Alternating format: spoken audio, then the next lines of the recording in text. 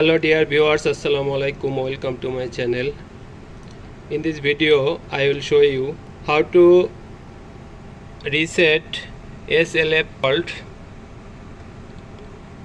in Schneider ATV312 model inverter. Okay,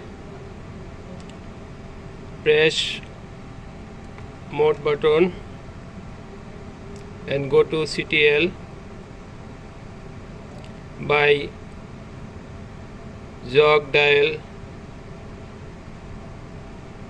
clockwise turning. CTL, press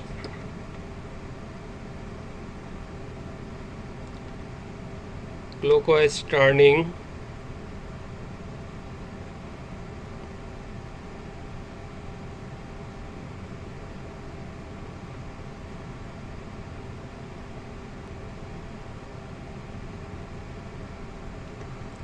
LCC, okay, press enter. Now here yes, need to set no. Okay, jog dial anti-clockwise turning.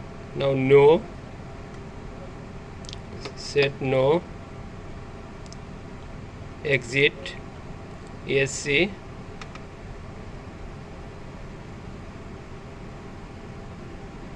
Now need to power on off to remove this error.